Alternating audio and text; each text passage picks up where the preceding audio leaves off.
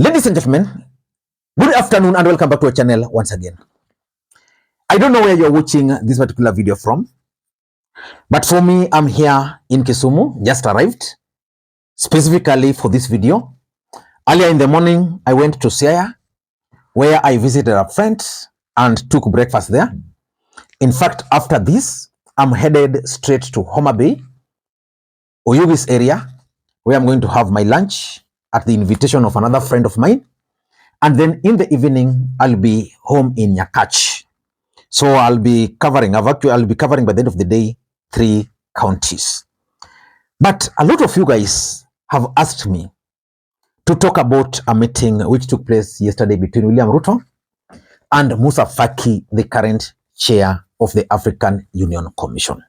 So I decided, why don't I just branch, do the video for you guys as you've requested, then proceed for my Christmas. Again, allow me to take this opportunity to wish you all a Merry Christmas.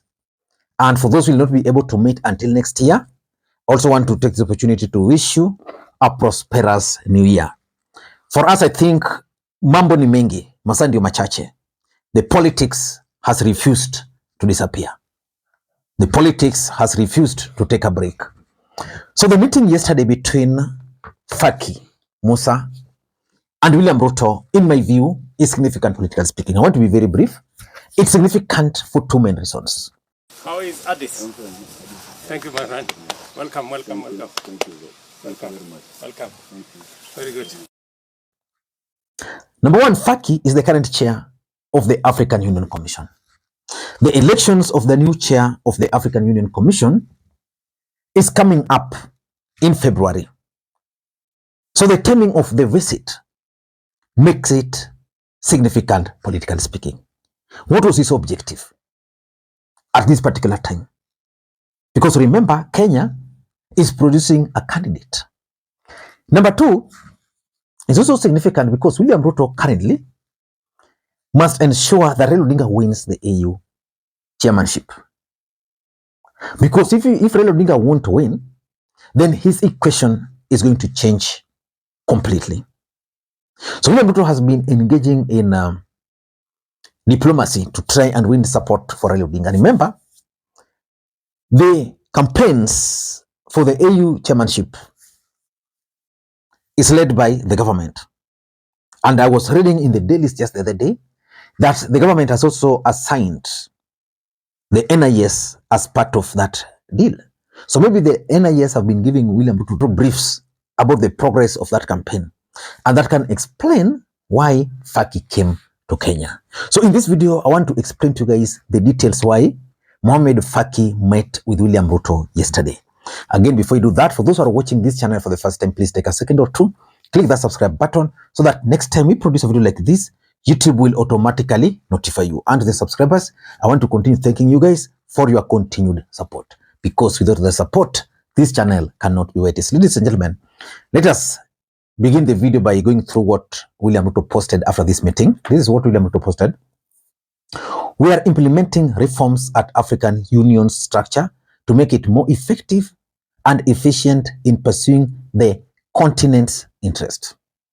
In Kilgoris, Narok County met the African Union Commission chairperson, His Excellency Moussa Faki Mahamat, and discussed, among other things, AU reforms and the upcoming elections of the AUC chairperson, a post that former Prime Minister Raila Odinga is running for. So in short, William Ruto is telling Kenyans that they also discussed the candidature of Raila AU Odinga. But what were the objectives of this particular meeting? Number one, I think it was about the candidature of Raila AU Odinga. Mohamed Faki defeated the Kenyan candidate. He's the current chair of the African Union Commission. And being the chair of the African Union Commission, it means Faki understands the dynamics of AUC chairperson election. And I want to look at William Ruto meeting with Faki towards that line. That William Ruto and Faki met to strategize on how Raila Odinga can win. Otherwise, You can't convince me that Faki can come to Kenya and fail to discuss the candidature of Raila Odinga with William Ruto. One thing we can also not rule about is the possibility that Faki actually even met with Raila Odinga or even his team. You can't rule out that possibility because in politics, everything is possible. But I'm 100% certain that this meeting centered on the candidature of Raila Odinga. Faki gave William Ruto the strategies of winning the seat. Remember, this is a guy who won, defeated the Kenyan candidate, which means he knows where Raila Odinga can win the votes. He knows those countries which have decided. He knows those countries which are yet to decide. And he also knows those countries which can actually tilt the equation. So that is what this guy discussed. Number two, and this is true.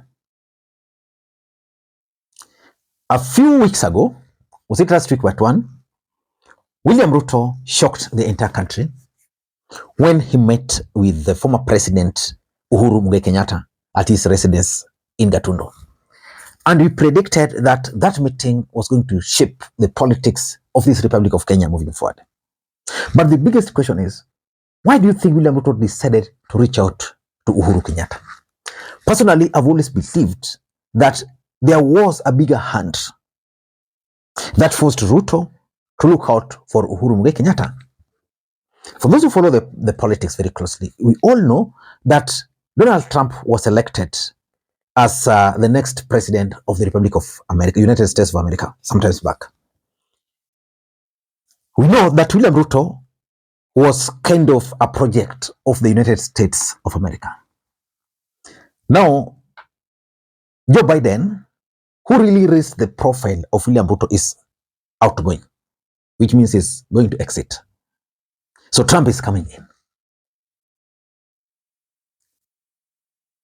And that's where I'm seeing this meeting. Trump is coming in. Ruto is not Donald Trump's person per se, but Uhuru commands a lot of respect amongst Africa, amongst the US government. He commands serious respect. And because he commands a lot of serious respect, probably the US government has told those who care. Because remember, immediately William Ruto met with Uhuru, there were other high-level meetings. The US ambassador, the acting US ambassador to Kenya, the UK ambassador, they too went and met with Uhuru Kenyatta. Why? So the truth of the matter is that there is a bigger hand.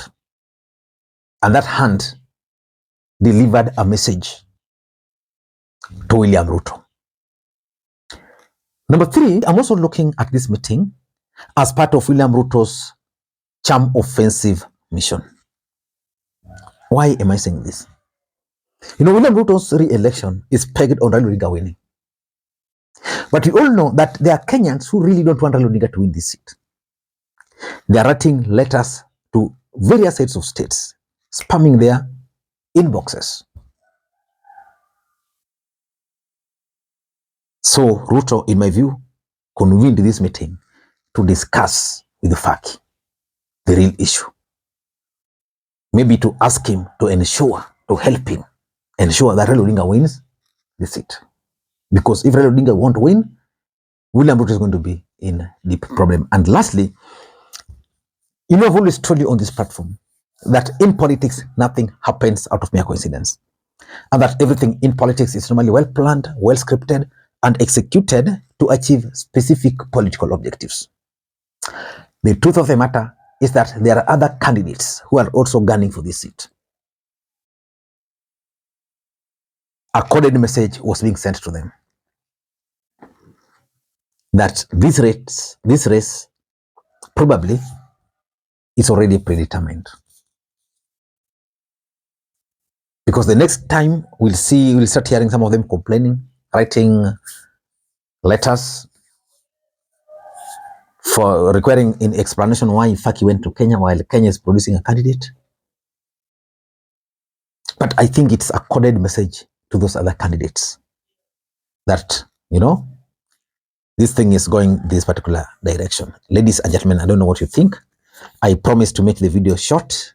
It's 10 minutes, slightly 10 minutes. So until next time, this is Lee Makwiny. Bye-bye.